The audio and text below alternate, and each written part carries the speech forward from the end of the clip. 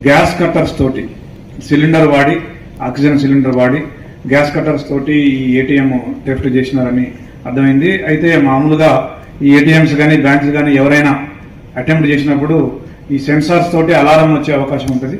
వీళ్ళు ఆల్రెడీ వీళ్ళకి ATM theft లో ఎక్స్పీరియన్స్ ఉండడం వల్ల ఆ సెన్సార్ రాకుండా ఎగ్జాక్ట్ గా ఎక్కడ కట్ చేస్తే సెన్సార్ పని చేయకుండా ఉంటుందో అలర్ట్ రాకుండా ఉంటుందో అక్కడే కట్ చేసి ఆ డబ్బుని తీసుకుని పోవడం జరిగింది. దానికోసం మాకు అప్పటికి డబ్బు ఎంత అనేది తెలియదు. ఎందుకంటే బ్యాంక్ వాళ్ళు చెప్పింది ఏంటంటే మేము 9:30, 10 o'clock బ్యాంక్ ఓపెన్ అయిన తర్వాత లెక్క చూసుకొని చెప్తున్నారు. తర్వాత నెక్స్ట్ డే మార్నింగ్ 10 o'clock మాకు బ్యాంక్ వాళ్ళు చెప్పిన లెక్క ఏంటంటే 34,71,000 క్యాష్ లాస్ట్ అయిందని చెప్పినారు.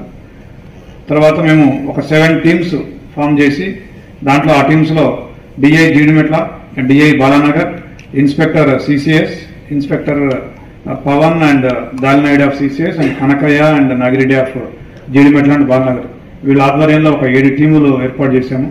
ఈ 7 టీములు కూడా ఈ సాంకేతిక ఆధారాలన్నీ విశ్లేషించి సీసీ కెమెరాలు కావచ్చు, సెల్ ఫోన్స్ కావచ్చు, అన్ని రకాల సాంకేతిక ఆధారాలను విశ్లేషించి మేము ఒక నిర్ధారణకు వచ్చాము. ఈ అఫెండర్స్ హర్యానాకు చెందిన వాళ్ళు, మేవాట్ ఏరియాకు చెందిన వాళ్ళని నిర్ధారణకు రావడం జరిగింది.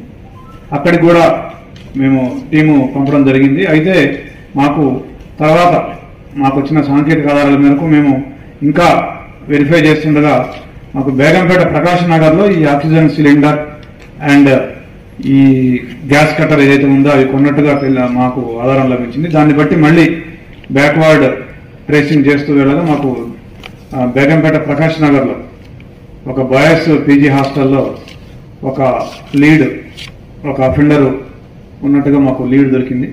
దాంతో అక్కడ మేము సర్వేలెన్స్ పెట్టుకోగా తర్వాత మాకు ఇంకొన్ని క్లూస్ వచ్చాయి.